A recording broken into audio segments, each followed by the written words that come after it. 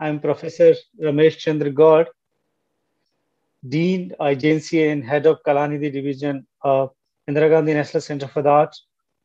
Extend a very hearty welcome to all of you in today's program on a virtual book discussion on a book of Sri Aurobindo, The Hour of God, a selection from his writings, which has been compiled by late Sri Manoj Das, published by Sahitya Akademi. Under IGNCA Book Circle program, Indira Gandhi National Center for the Art is organizing such book discussions, book launch program on regular basis. But today's program is very special. As you know, from 15th August 2021, India has entered in its 75th years of independence.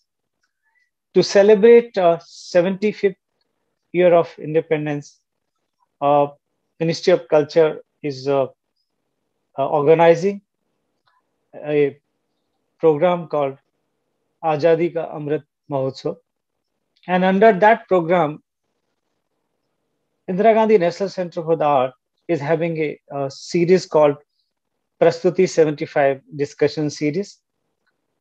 Under that particular series, we have decided to celebrate or pay tribute to some unsung heroes who have contributed significantly, but common people or the people of India are not very well aware of such contributions. And in this regard, we have been organizing a book discussion, exhibition, and also a physical event by inviting some people at IGNCA. So first in this series, we started with Subramaniam Bharti, and now this is the second program in that series when this month we are celebrating and we are paying tribute to Sri Aurobindo Ghosh. As you know, his 149th birthday was on 15th August, and on that day we launched these programs. Today also we are going to inaugurate an exhibition based on his work in collaboration with the Sri Aurobindo Ashram. So today's program is also very special because we have a very eminent guest. We have with us Professor Ramesh Chandra Sinha, who is the chairperson of Indian Council of Philosophical Research, properly we call it. Thank you, sir. Welcome you to this program. We have with us Ms. Indira Mishra. She's a retired civil servant and served as a Chief Additional Secretary in State Government of Chhattisgarh. And also she is a editor of a newsletter letter on Aurobindo. Welcome, ma'am, and thanks for your valuable time and consent to be part of this program. We have with us a very eminent Indologist and researcher, a multifaceted personality, Mr. Francois Gauthier. Welcome, Mr. Gauthier, and thank you. He's currently political correspondent in South Asia to many French dailies and also a very prolific writer, has written extensively on history and Indological studies. We are so grateful for your consent and welcome to you to the program. We also have with us Professor Sampadananda Mishra. He is currently the professor in Rashtam School of Public Leadership in a new and emerging private university, Rishod University in Sonipat. And he is a very devotee of Professor Sri Aurobindo Ghosh and has written and worked, he is one of the very few select authors who has done extensive work on Sri Aurobindo Ghosh. Welcome, Professor Mishra, and thank you for your kind presence. And we have with us Sri Devdeep Ganguly, who is a faculty in Sri Aurobindo International Center for Education in Aurobindo Ashram, Pondicherry, and his more significance is that the book which we are discussing today, Mr. Manoj Das was also a faculty in the same center, if I'm not wrong. And so it will be wonderful because unfortunately, we do not, he is not with us, but his memories and his colleague will be uh, uh, talking about his works. And thank you, Mr. Ganguly. Uh, Dr. Sachidanand Joshi, who is a member secretary agency, is chairing this discussion and will very soon will be with us. He's so as you all are very eminent expert and learned speaker on this subject. Uh, there's few words about the author of the book which we are going to discuss. Um, Ms. Manoj Das is a foremost creative writer of modern India who has written in both Odia and English. And he's a recipient of several awards, including the Sahitya Academy Awards, Saraswati Samman, Padma Award, as well as honorary degree from various universities. He has also been bestowed with the country's highest honor for creative writing, the Fellowship of Sahitya Akademi. He lived in Sri Aurobindo Ashram, Pondicherry, and uh, he he was he taught in this Arvind International Center for Education. So his book, he has several publications. The book which we have selected, which is Sri Aurobindo, The Hour of God, is based on selection from the various writings of Sri Aurobindo. About 30 volumes of Sri Aurobindo Centenary Library has been basically selected for various kind of writings included in this particular books, which are on futuristic, spiritual, and social vision of Sri Aurobindo. Basically, it is not an anthology of passages representing all the works of Sri Aurobindo. His reflection on aspects of culture and education have been included, along with a few poems and the first canto of Savitri. This selection from his writing is primarily intended to introduce his profound vision to the reader. We all know that Sri Aurobindo, a pioneer of India's freedom movement, a revolutionary, a poet, sheer the exponent of integral yoga. He visualized the possibility of humanity fulfilling its revolutionary destiny through a process of transformation. And he was a great son of the soil. And we all are here to pay tribute to him through his various writings. And I will not take more time because we have eminent speakers to speak on this subject. I just want to start the program by inviting first, as Mr. Francois Gautier has some other program today. Beside a journalist, he is also advocates for an indigenous Aryan narrative. He's also the founder of a private museum which seeks to portray Indian history in a nationalistic manner. He has written books on history and Indology. He also run an NGO, namely Foundation of Advancement of Cultural Ties. And he's deeply impressed with the Sri Aurobindo's writing and has also written a book on Sri Aurobindo. So with this small brief about him, it's an honor to invite you, Mr. Frank Gautier, to start the program with your address. Over to you. Thank you, sir. Thank you very much. First, I would like to say that I had the great fortune to come to India when I just completed my 18th year. I drove from Paris to Delhi and then from Delhi to Pondicherry. And there I had the greatest fortune to meet the mother, the companion of Sri Aurobindo, and these two darshans, my first night in India and my meeting the mother completely changed my life. So this was the hour of God for me. And I hope I have been faithful to that hour of God. Now, I believe that India, and I think Sri Aurobindo said it himself, that India is a country which is dear to the divine. There are few countries in the world that throughout history have incarnated spirituality. And certainly India is the foremost country where great sages, avatar, I'm not saying there were other countries, not other countries, but India is the foremost country in the world today and yesterday, where avatars, sages, sadhus, simple people incarnated and lived the living spirituality, what is called the Eternal Dharma.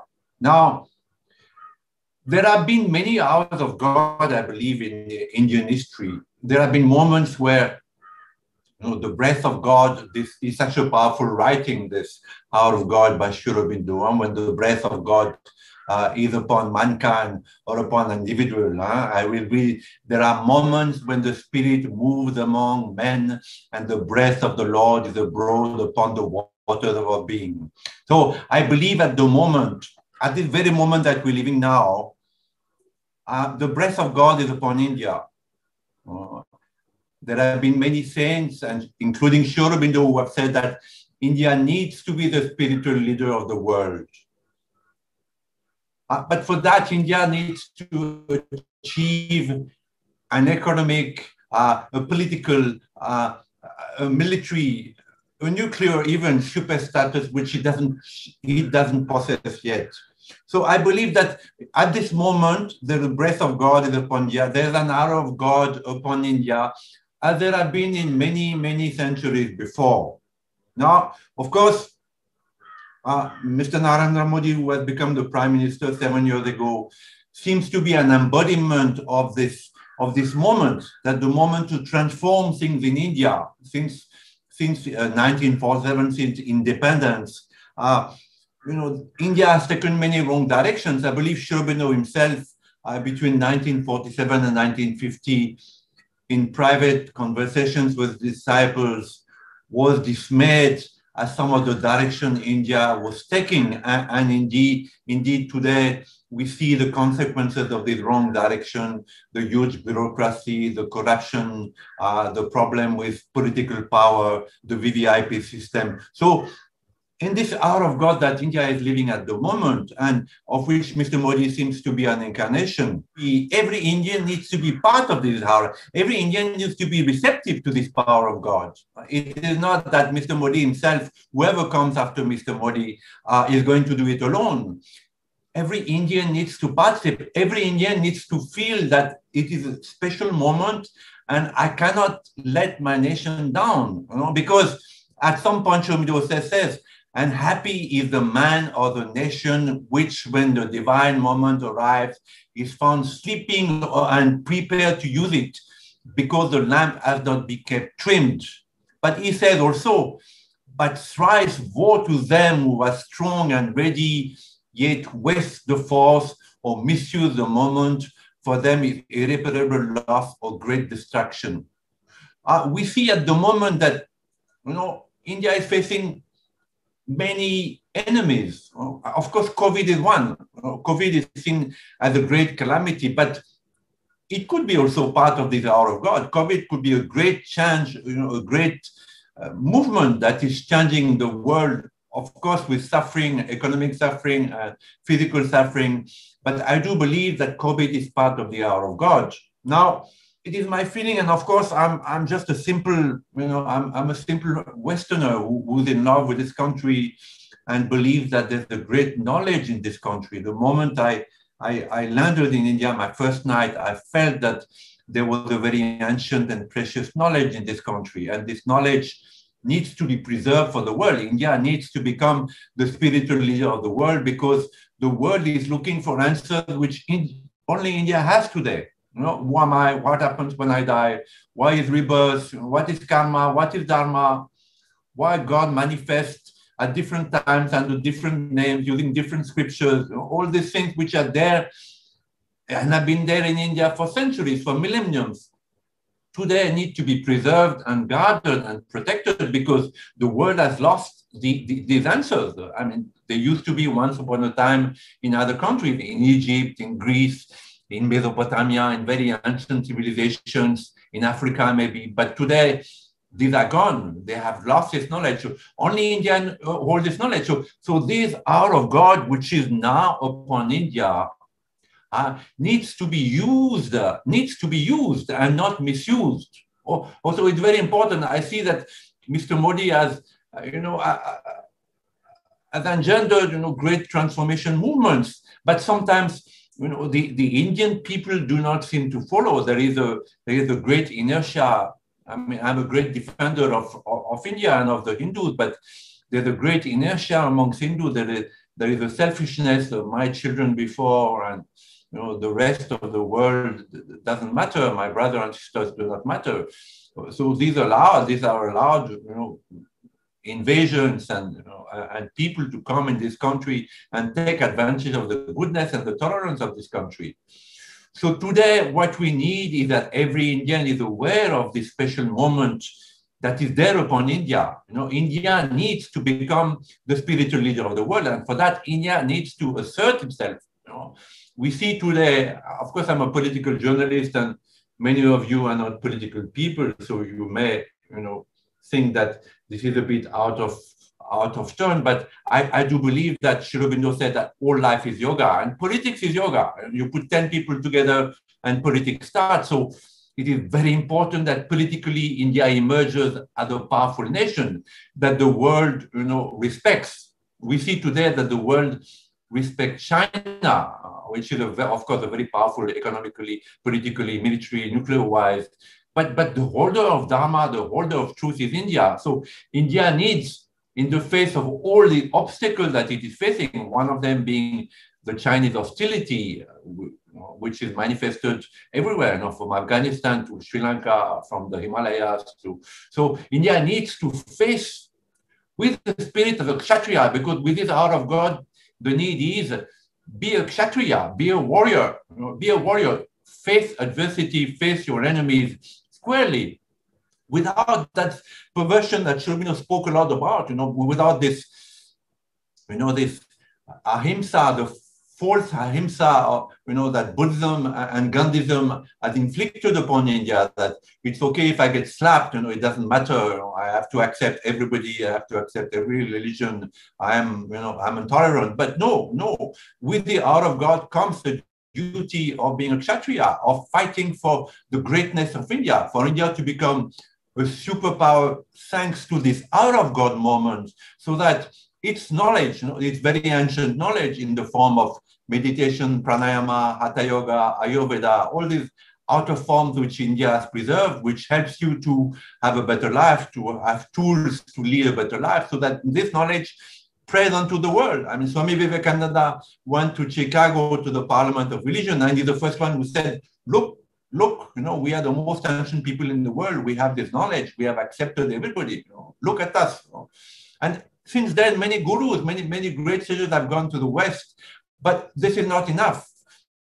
The West needs to look at India as a place of economic and geostrategical interest. A place which is at the crossroads of Afghanistan. We see what's happening in Afghanistan now. This is also part of the hour of God. There are extremes in the hour of God. And certainly the Taliban is one such extreme which manifests at the door of India. Another extreme is the Chinese imperialism, which wants to dominate the world and which is an enemy of India, because India is the only country which, in terms of number, in terms of proximity, in terms of military might, can face the imperialism of China. So the hour of God is the hour of Kshatriya. It's the hour of politician. I think Mr. Modi is a Kshatriya. But we would like, personally, I would like to see India more assertive in the hour of God. I would see India, the Chinese are feared. There is no need for India to be feared, certainly, but there's a need for India to be more respected in the world. It is very important to me, as a Westerner who has defended India for such a long time. And defended India, it's been a losing battle, actually. It's been a losing battle because the West doesn't respect India and doesn't understand India as it should. There is a lot of misunderstanding of India in the West.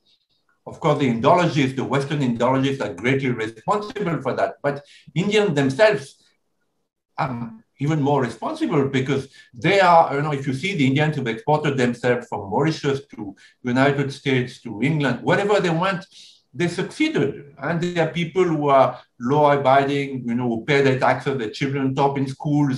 There are people who are respected individually everywhere. So the hour of God is the hour of Kshatriya, and India needs to be awake. It's very important to me that at this moment, when the breath of the Lord is upon the Indian waters, when there is a moment where with the COVID, with Afghanistan, there are so many things which are happening in the world, which if you face them squarely, can help you to rise up. People think that, adversity brings you down, but every saint, and Sri Aurobindo included, has said, if you face adversity, you rise up, you become a better person, a better nation, a more powerful nation. So the hour of God is upon India, and I do hope that it's not going to be misused, because then great war to that nation who's strong and ready. And I believe India is strong and ready. There are so many people in India, even at the moment, there are so many saints. There are so many saints in India at the moment, so many people of great repute, like Annamai, Sri Ravi Shankar, so many of them are there at the moment.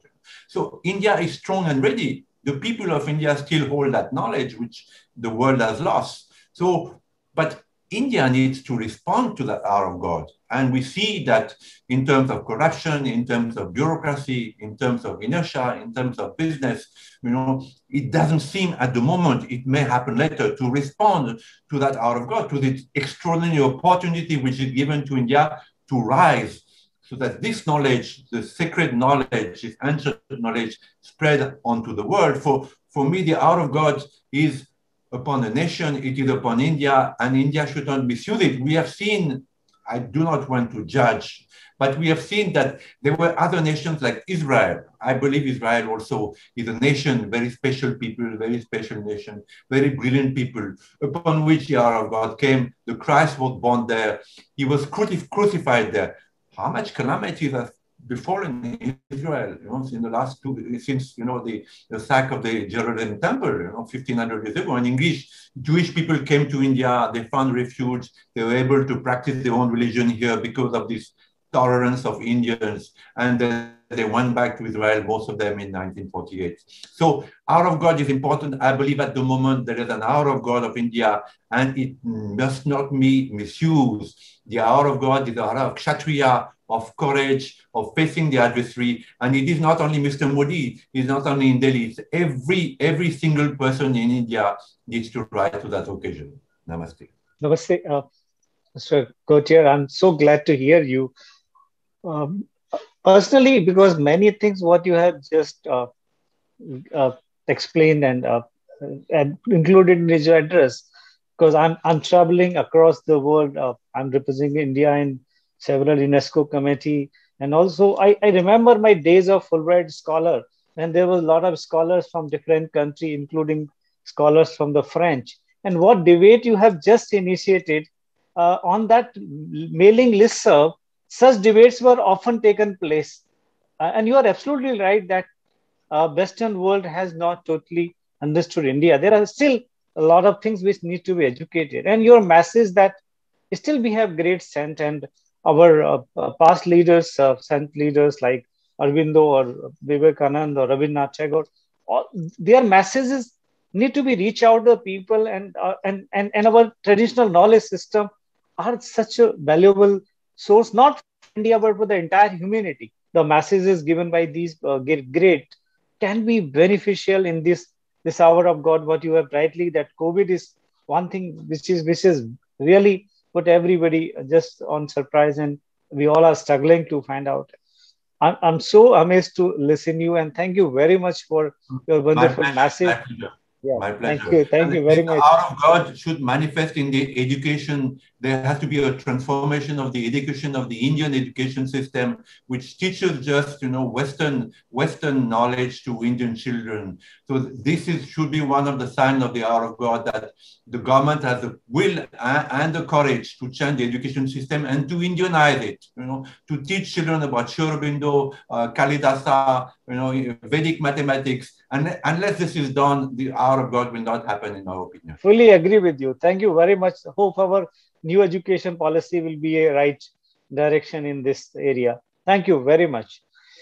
So let's move to our next speaker, Ms. Indira Mishra, former Additional Chief Secretary, Higher Education Department, Government of Chhattisgarh, and also last 8 years, he is the editor of Aurobindo Society, Raipur branch, monthly magazine, Namankur. Indraji, I invite you to have your address. As we were talking about the poetry of Sri Aurobindo, uh, there has been a comment that Sri Aurobindo wanted to be known as a poet, and in this context, his few poems have been included in this book, The Hour of God, and one of them is The Fire Bride, and its translation into Hindi has been done brilliantly by Sumitranandan Pant, because Sumitranandan Pant was a very well-known poet of Chayavad of Hindi. At the same time, I'm wondering why a particular poem which I have been very fond of in my school days has not been picked up in this book. The name of that particular poem is Who? And here the question which the poet raises is that in the blue of the sky, in the green of the forest, whose is the hand that has painted the globe? When the winds were asleep in the womb of the aether, who woke them up and bade them to blow? It's such a beautiful and innocent and archetypal question that still one is wondering who has painted this globe. When finally Sri Aurobindo turned to yoga and observed the tenets of Hinduism, he came to realize that there were three very important features of Hinduism which are unique to it, and in a way they lift this religion as a religion in the eyes of every human being across the universe.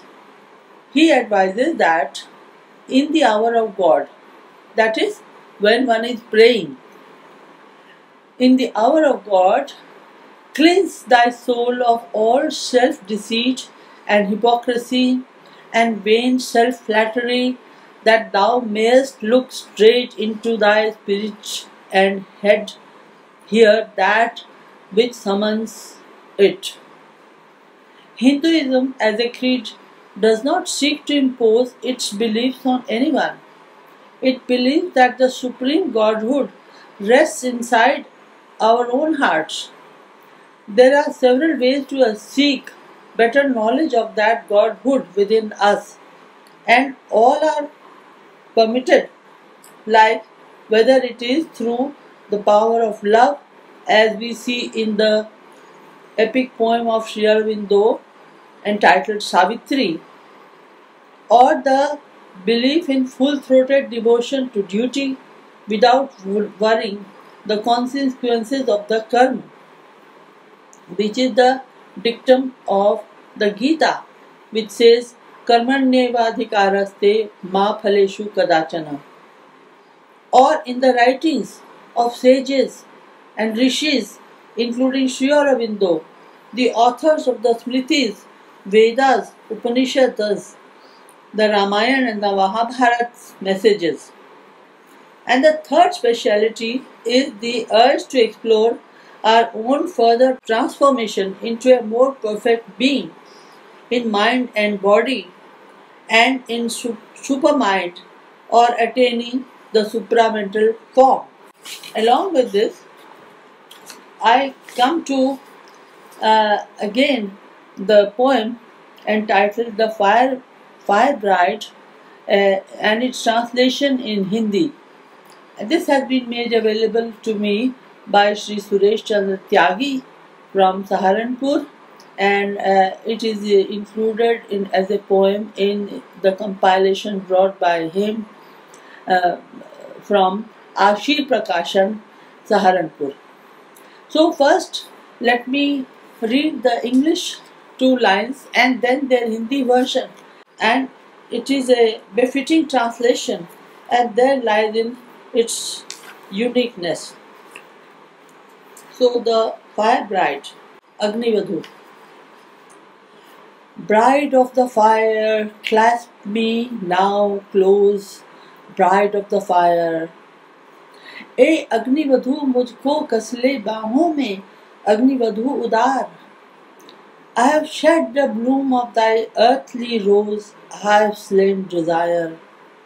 झर गए फूल के पार्थिव रंग, झर गए फूल के पार्थिव रंग, मैंने ममता को दिया मार. Beauty of the light, surround my life. Beauty of the light. Beauty of the light, surround my life. Beauty of the life. आभा शोभे, आवृत कर ले, आभा शोभे मेरा जीवन. मैं तृष्णा त्यागी शोक मुक्त, कर सकता तेरा हर्ष वहन. I have sacrificed longing and parted from grief. I can bear thy delight. I can bear thy delight. Image of ecstasy, thrill and endless, image of bliss. Image of ecstasy, thrill and endless, image of bliss. आनंद मूर्ति पुलकित कर उर, आनंद मूर्ति पुलकित कर उर, उल्लास मूर्ति भर परिरंभण, उल्लास मूर्ति भर परिरंभण. I would see only thy marvelous face, feel only thy kiss. I would see only thy marvelous face, feel only thy kiss. देखूं तेरा ही अद्भुत मुख, मैं जानूं तेरा ही चुंबन. देखूं तेरा ही अद्भुत मुख, मैं जानूं तेरा ही चुंबन. Voice of infinity, sound in my heart, call of the one. Voice of infinity, sound in my heart, call of the one. निस्सीम नाद मेरे उर में, निस्सीम नाद मेरे उर में, जग ए केवल के आमंत्रण, जग ए केवल के आमंत्रण. Stamp there thy radiance never to part, O living sun. Stamp there thy radiance never to part, O living sun. अंकित कर उसमें चिर प्रकाश, अंकित कर उसमें चिर प्रकाश, जो मिटे न फिर जीवित भूषण, जो मिटे न फिर जीवित Bhushan. So in the end of my address, let me thank Professor Ramesh Gaur and Sri Sachidanand Joshi for involving me in this seminar organized by the IGNCA and the Sahitya Akademi under the Department of Culture, Government of India, for publishing this wonderful book. It has been a sheer pleasure for me to be speaking about it with all of you. Thank you very much. Thank you, Indraji. And our next speaker is Professor Ramesh Chandra Sinha. He is currently the chairperson of Indian Council of Philosophical Research, a very eminent academician, has written 3 books, edited 5 books, and has contributed 100 articles in various national and international journals. As a professor and head of Department of Philosophy, Patna University, he has contributed significantly in academic and research area. And he's very well known in speaking on Darshana and philosophy and all those relevant areas. And we are honored to have him in program. So, sir, we welcome you, and now I invite you to deliver your address. I feel greatly honored to be invited by such a great center. The moment I received the book, I was really delighted. And the title, The Hour of God, this is a very significant title. Sri Aurobindo's The Hour of God. So naturally, the moment I read this title, I remembered the great magnum opus of the written by Sri Aurobindo, The Life Divine.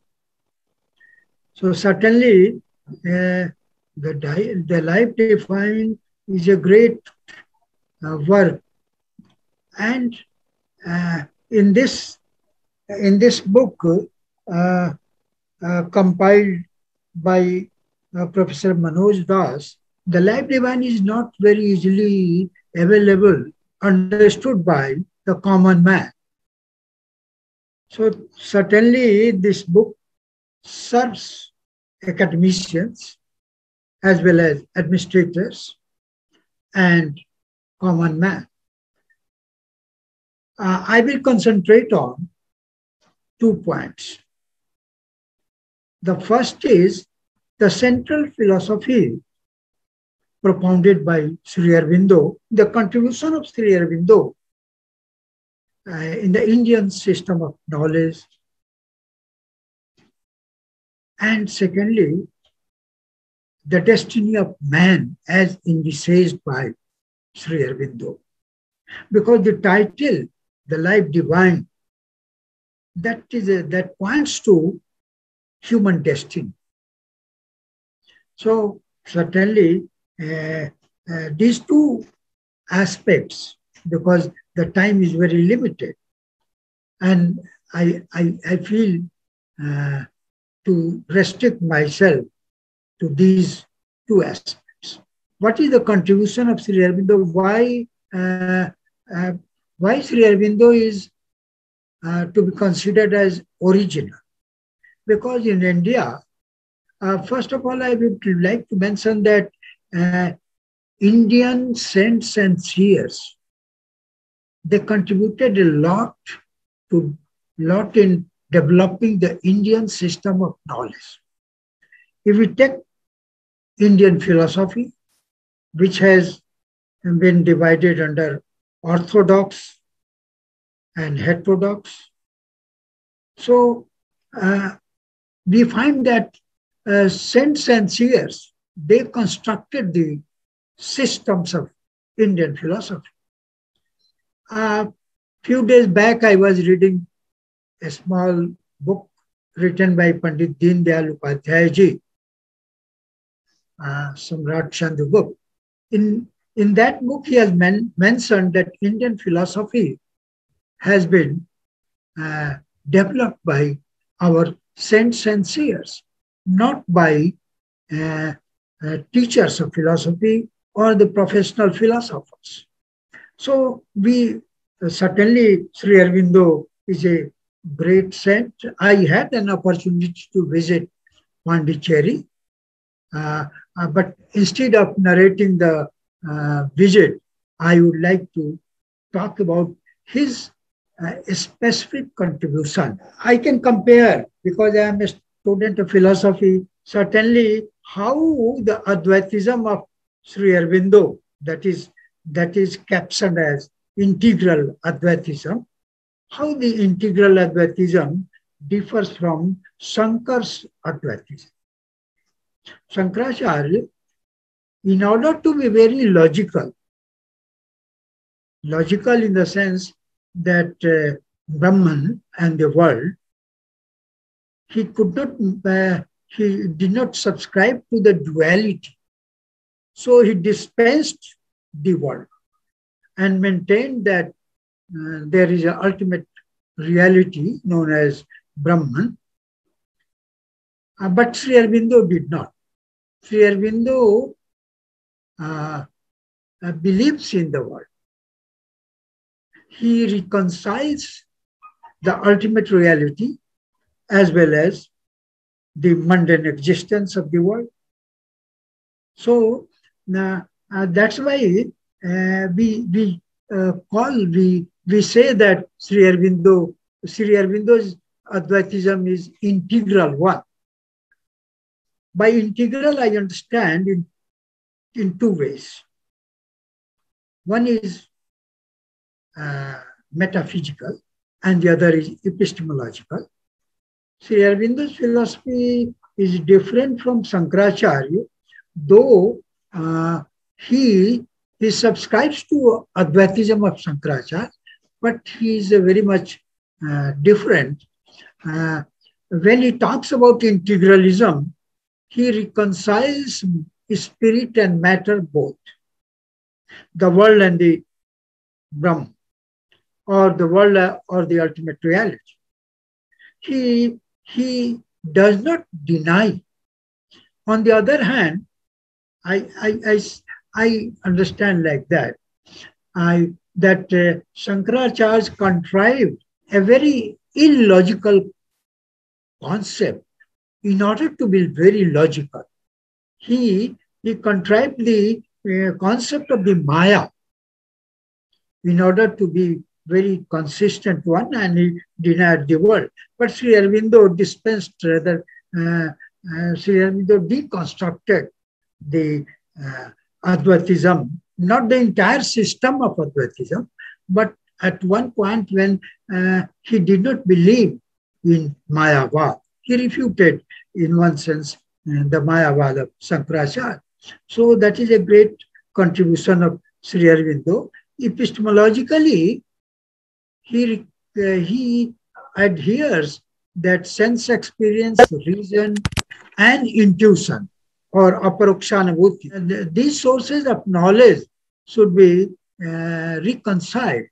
We cannot probe into the depth of the ultimate reality by sense experience or by reason, but we must have an intuitive experience, or in terms of Shankaracharya, it should be aparokshanubhuti. But that is a integral experience. Integral experience means absorbs the essence of sense experience, reason, and intuition. And in this book also, the editor, the Sri Professor Manoj Dasji, has mentioned, and he has taken some 2-3 sections from Life Divine. So naturally, the other the point which I would like to mention, that Sri Aurobindo contemplated about the destiny of man. So man is not to be condemned to be a material being.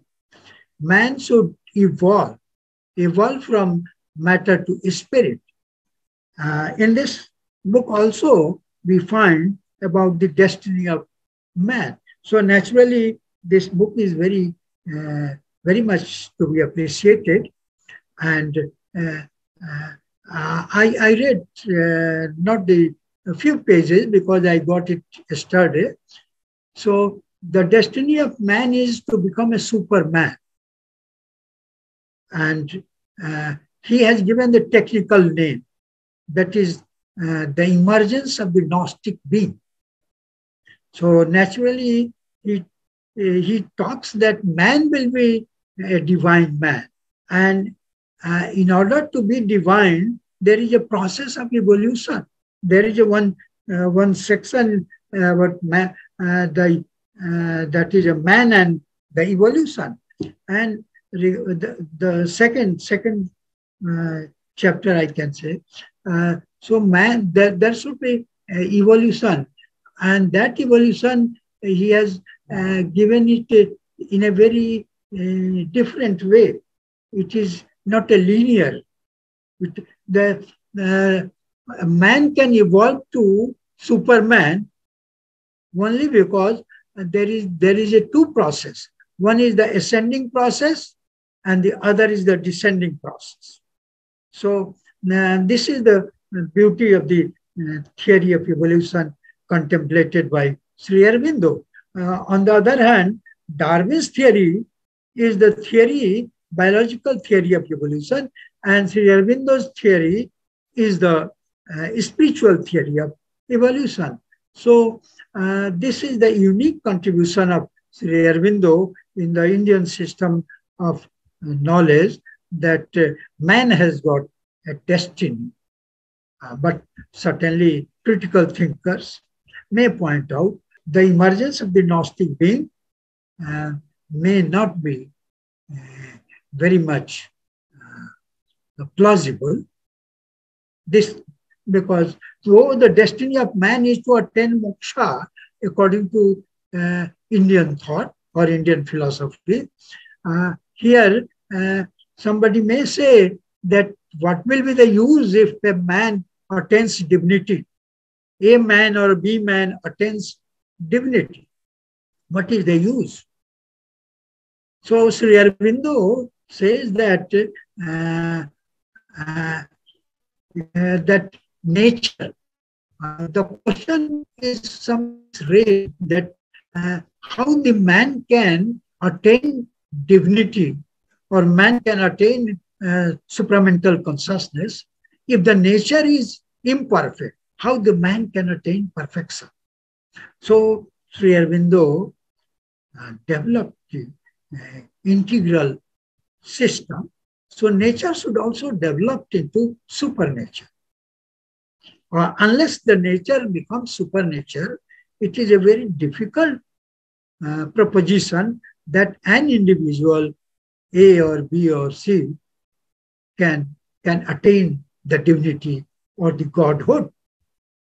So certainly the destiny of man, when we talk about the destiny of the man, certainly we link it with the theory of evolution. And the title is very correctly given in this book, the Man and Evolution. So evolution is also not possible. It has got two processes. One is the ascending process and the other is the descending process. Something cannot come out of nothing. This is the universal law of the physics.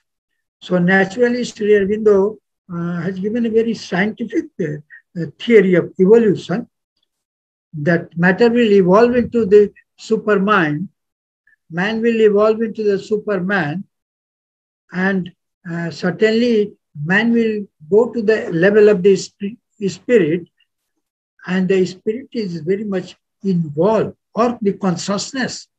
Man will attain the super consciousness because the consciousness is already involved in the matter.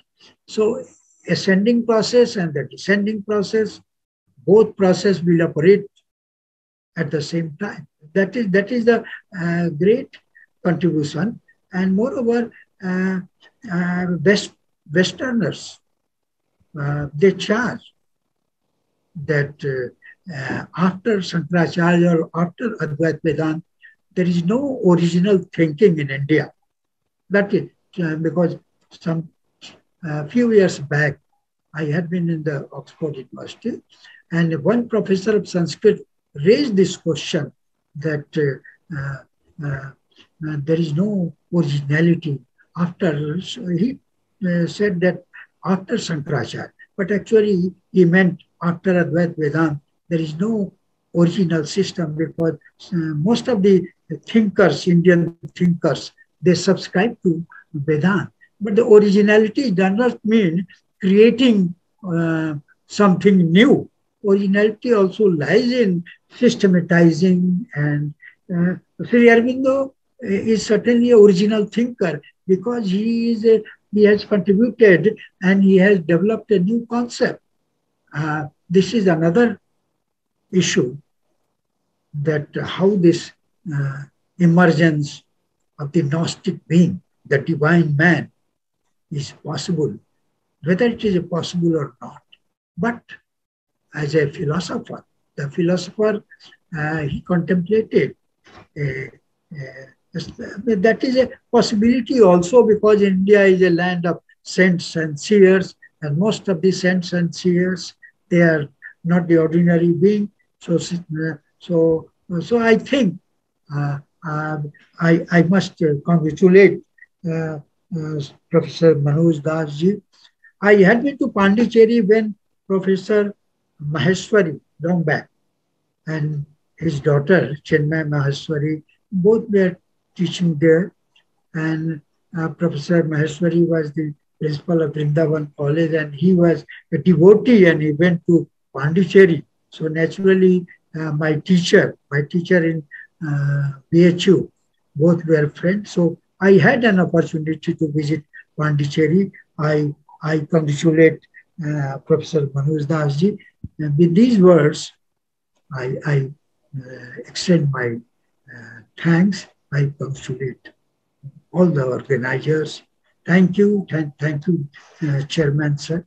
Thank you for very interesting and thought-provoking address, and your your focus of the talk on the life divine, man and divine, man divine, divine man, and nature and divine, and how to achieve the divinity, and very interesting facts about various Indian philosophical system, and also you various kind of new and emerging thought processes. Thank you very much for your wonderful address, and we have limited time, but we wish to hear you more on this subject sometime else. And thank you very much for your kind presence and valuable address. Now we would like to move to our next speaker, Professor Sampadananda Mishra, a very young and dynamic academician, and he is a devotee of Sri Aurobindo and the mother, and very much familiar with the writings and various kind of philosophy and practices of Sri Aurobindo Ghosh. And he himself is being a practitioner and doing various talks and delivering lectures at various academic programs and conferences. Besides, he also is the founder of and he's launched the first ever 24-hour Sanskrit radio called Divyani Sanskrit Radio. That is the I think because based on that, he also received a Government of India award for his outstanding contribution for Sanskrit. He is also conferred the Kendra Sahitya Akademi Bala Puraskar for 2018 for his book Sanay, a book of rhyming songs in Sanskrit for children. He has also been recognized, conferred Pandit Deen Dayal Upadhyay recognition of the Literary Excellence Award, and several other awards. A very active and very dynamic academician. We are proud to have you, Professor Sampadananda. Please start your address. Namaskar to all of you, and then very happy and thankful for giving me this opportunity to speak about Sri Aurobindo, and especially this compilation by Professor Manoj Das, The Hour of a God. Though Sri Aurobindo is seen as a philosopher, as a poet, as a spiritual leader, as a yogi, Sri Aurobindo himself says that his life cannot be described by anyone because he is not on the surface. His life is not on the surface.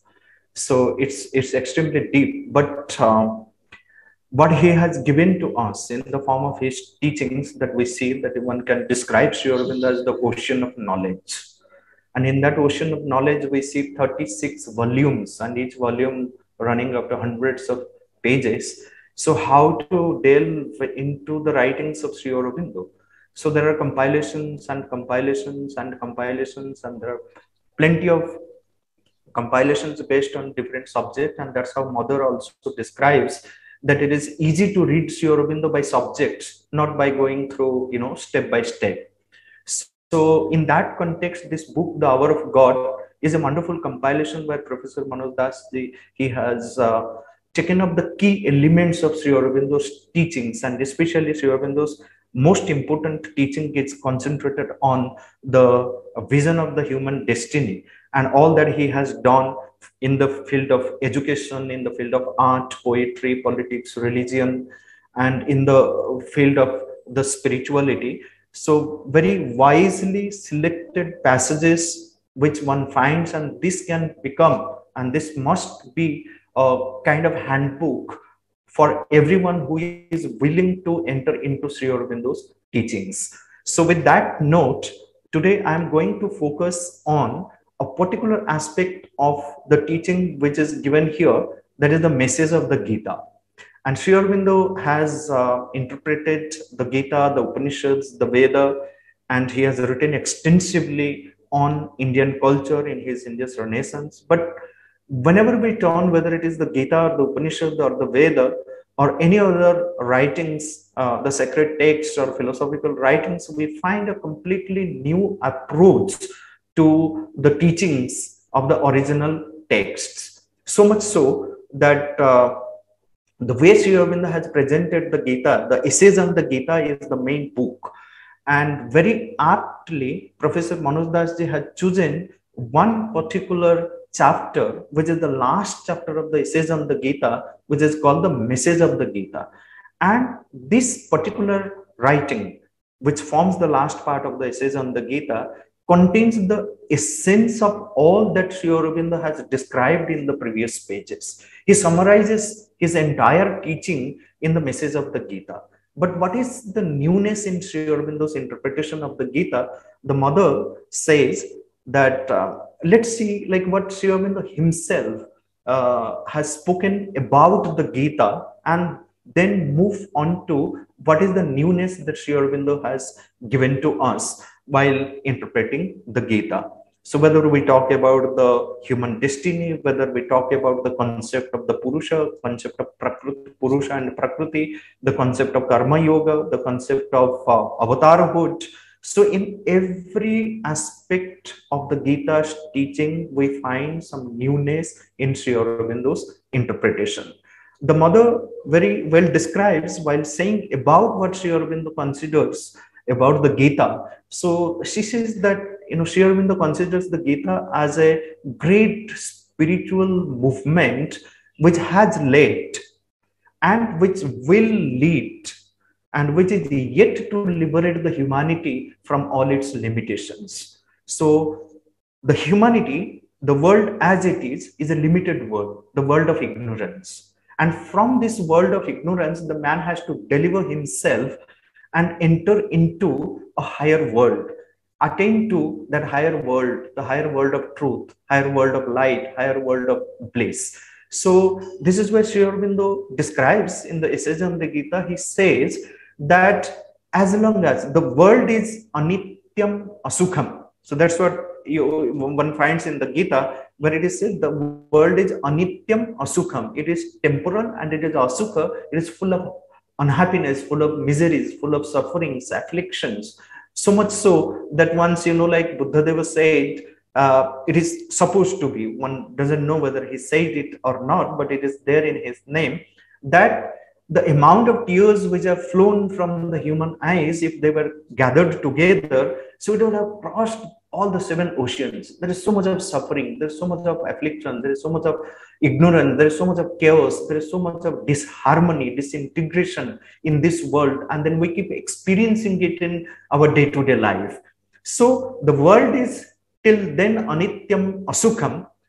Sri Aurobindo says that so long as we remain entangled in the present world consciousness. What is the present world of consciousness? It is the present world of consciousness is full of ignorance, disharmony, disintegration, and falsehood. So therefore, he says it is only by turning from that to the divine and entering into the divine consciousness that one can possess through the world also the eternal. Like Bhartrihari says, asatya vartmani stitva tatah satyam samihate. So, and Sri Aurobindo says again, like none can attain to the heaven without passing through the hell. So therefore, there is no rejection of the world. There is no escape from the world. There has to be renunciation, but that renunciation has to be the inner renunciation. So it is not by escaping, by renouncing the world, by rejecting the world, or by rejecting any of the world movements that one can attain to that perfection, what Professor Sinhaji had mentioned, that attainment of that perfection at the individual level, the individual perfectibility, and the collective perfectibility. So that needs to be attained. But what is the process? How? And especially when we focus on the teaching of the Gita, we see that Gita itself is a synthesis. There are great syntheses which has happened in our evolutionary journey, in the course of the human evolution. We see the Veda itself is a great synthesis. We see Upanishad itself as a great synthesis. We see Gita as a great synthesis. We see Tantra as a great synthesis. We see Sri Aurobindo himself is a great synthesis. So here we see in the Gita, it is a yoga of knowledge, devotion, and work, and then how beautifully these three are synthesized, and none can exist without the other. If you say that it is not the pure yoga of devotion which can lead to that perfection, which is the central aim of the human destiny, it is not only through the works, it is not only through the knowledge, but there has to be the synthesis, reconciliation of the bhakti, jnana, and the yoga. So that again cannot be achieved. So that is why the very premise of the Gita that we see, the world faces through problems. And then what is the solution? The world is looking for solutions. And then why are Shastras? Why should we read the Shastras? So the practicability of any Shastra lies there if the Shastra can provide the solutions to the current problems that humanity faces. And sometimes it may sound little exaggeration. Sometimes we do hear that Gita or the Veda or the Upanishad, and especially when we talk about the Gita has the solution to every problem of the humanity. Then people start asking, what is the solution that Gita gives to the terrorism, to the pandemic, to it doesn't give solution. It doesn't, no Shastra gives a solution to any particular problem of the humanity or human consciousness. It deals with the root cause of all our problems or most of our problems. And what is that root cause that we find? And especially when we see the Gita and summarize the Gita, we see it is not just a synthesis, but a summary of the Vedic and the Vedantic experiences or the realizations. The Vedic truth, the Vedantic truth is how summarily, how beautifully, how simply, how practically it has been said. And the very fact, the very importance of the Gita lies there, as Sri Aurobindo says, because it starts with an interesting, with an interesting, very practical premise that it starts in the Kurukshetra. It starts in the middle of the battlefield. If it had started in some Himalayan caves, a guru sitting and then advising or giving advice or giving upadesh to, or giving certain sandesha to the disciple, then it would have had a completely different impact, and then it would have lost all its practical aspect. But here we see that the Gita is beginning with the Veda itself, with the Upanishad itself. Sri Aurobindo constantly reminds us while interpreting the Gita that in order to understand the Gita, we need to understand what has been the realization of the Vedic seers and sages, what has been the realization of the Vedantic seers and sages, how have they looked at the world, how have they interpreted, how that teaching was going to help or is going to help the humanity in order to get free from the limitations. So this is actual moksha. The moksha is to liberate oneself from the limitations, from the limitations of the pranic satta, from the limitations of the manasika satta, from the limitations of the sharika satta. So the annamaya, pranamaya, manomaya, they are all limited in the condition, in the ordinary level of consciousness. So in the ordinary level of consciousness, man clings to the external ego-driven, desire-driven self. Therefore, the Gita, so one of the Mahavakyas, Sri Aurobindo considers this as one of the Mahavakyas, which says in chapter 6 that Uddhared Atmanat Manam. The external self has fallen into the trap of the lower nature. As Professor R.C. Sinhaji was pointing out, the Sri Aurobindo's greatest contribution is the transformation of the nature, raising it to its highest. So attainment of the transformed nature, the higher nature. So this external ego-driven, desire-driven self which has fallen into the trap of the lower nature needs to be delivered by what? Uddhared Atmana Atmanam. To this self, external self, one has to deliver by the higher self, by growing more and more conscious of the inmost being, by allowing it to emerge, to come to the front. Then only the lower nature can be transformed or raised to the higher level. Then being in that state of higher nature, one operates in the world. One doesn't renounce. Renunciation of desire has to be there. So ultimately, what the Gita is teaching, what Sri Aurobindo says, that the individual will has to be reconciled with the divine will, and ultimately that divine will has to manifest. So this is where Arjuna has to Arjuna has to reconcile his own will with the individual, with the divine will. He has to see what the divine wills through him. He has to turn himself as the greatest channel. So Krishna says that what can you think that you are going to do it. So that Kartrutva Bhava is still remaining there. And Gita's Karma Yoga, and then reconciled with the Jnana and the Bhakti, he says that you must completely get rid of this Kartrutva Bhava, that worship, and then open yourself completely to the divine. Tasmat sarveshu kaleshu mam anusmara yudhyasa. There should not be a single moment when you are fighting, while fighting, you have forgotten me.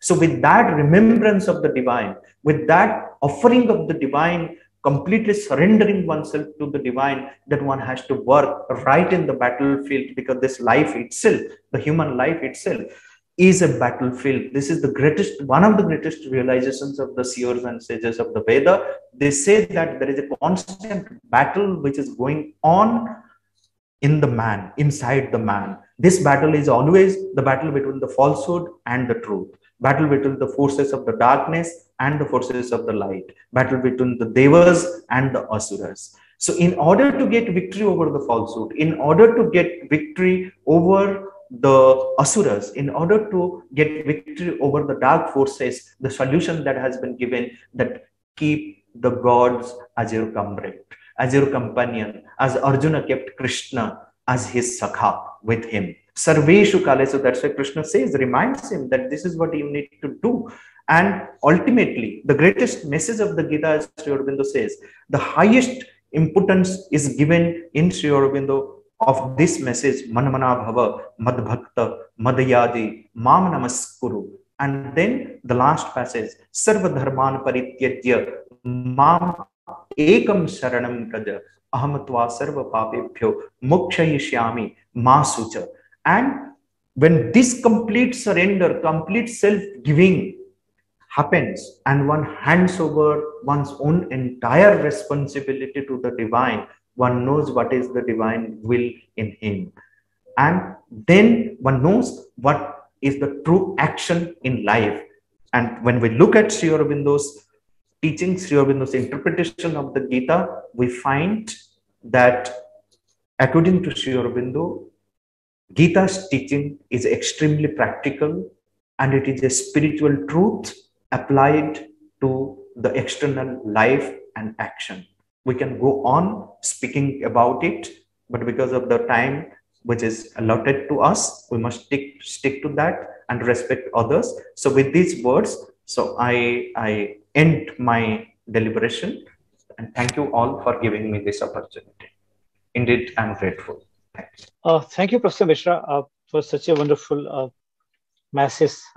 And I want to just connect your talk with what Mr. Gautier was talking in the first address. And I also sometimes really surprised that the greats like Aurobindo, Mr. Swami Vivekananda, Rabindranath Tagore, all they took our entire wisdom to the world when there was no technology, there was hardly any social media or the communication, and also not so much referencing and research, that people like you can be the torch bearer. And definitely, like I have a keen desire that we should nominate Gita to this. Now inscriptions are open. So, but we need a lot of support to convince the people that why it is important, why it is the most valuable wisdom documentary heritage we have in this country. Definitely would like to seek your help in that. Thank you very much. And now we are honored, because without Aurobindo Ashram, no program can be complete. And we are greatly honored to have you, Mr. Devdeep Ganguly, because your presence is welcome, and also requested to start your.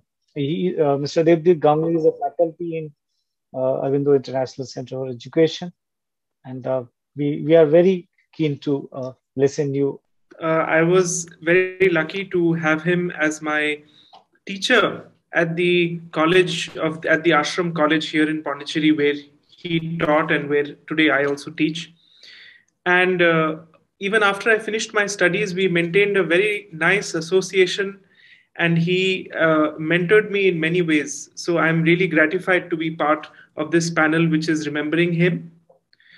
I'm going to take it forward from what Professor Sinha and Professor Sampadananda Mishra ji said with regard to Sri Aurobindo's philosophy applied to individual change and transformation.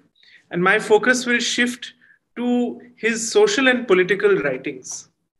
So one very interesting feature of Sri Aurobindo's writings Sri Aurobindo as a mystic and a seer, he was not only uh, working on the transformation of the individual, but also foresaw the changes that it would mean for society and for the collectivity as a whole.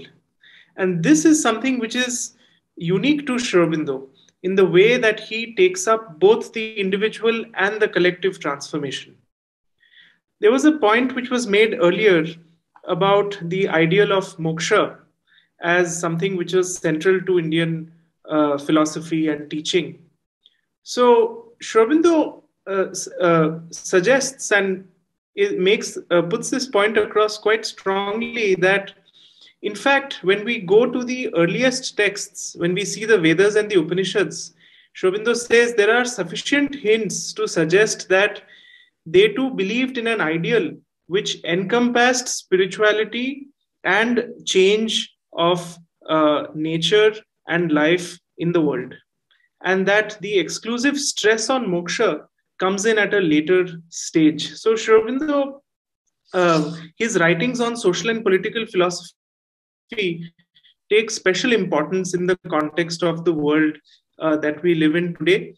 So when I was looking through the book, I noticed that Professor Manoj Das has chosen 5 chapters from Sri Aurobindo's two of his most important social and political books.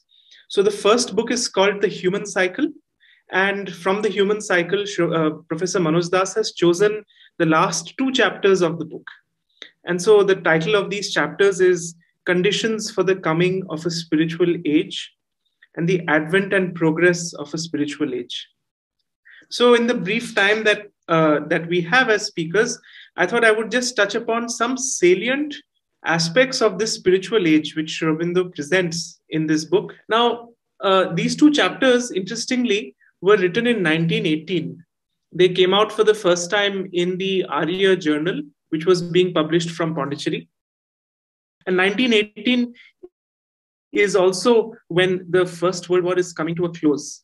And so it is very interesting that at the end of this global event, cataclysm which took place, Sri Aurobindo is at the same time writing about a future possibility that can manifest. We have been organizing book discussions, several book discussions on different aspects and different writings. But this is really a very unique and memorable event today because first of all, we are paying tribute to great Sri Aurobindo Ghosh in his 150th birth centenary year. And also in this 75th year of independence, we are also paying tribute to those unsung heroes, those great heroes who contributed significantly for India's freedom struggle. And not just freedom struggle, as most of the speakers has given different dimensions of Sri Aurobindo, and everybody knows that from humanity to society to the nationalistic views or spirituality. Like Mr. Deep Angli was very much. I really like that the kind of difference between spirituality and religion, because many times people consider both at the same, and that's a kind of, I think somewhere clarification or education is required. I have experienced it many times when I travel abroad that people don't understand proper difference between spirituality and religion. So I think purpose of this discussion and fortnight program, what we are organizing on Sri Aurobindo is to create more awareness about his life and works, so people can learn from such a wonderful idea like all of you have just narrated it to all of us. So I'm so glad that the way we thought of having this program, our expectations, it is much better than our expectations, and all of you have given us so many ideas, so many new thoughts, which are very useful, and definitely people may like to listen again and again. We look forward to more and more close cooperation with all of you. And with this word, I want to thank all the panelists. Mr. Francois Gautier has left for he's having some meeting. Professor Sinha, Professor Mishra, Ms. Indira Mishra, Mr. Devdeep Ganguly. I once again thank you all. Thank you all the participants who have been part of this event on the program.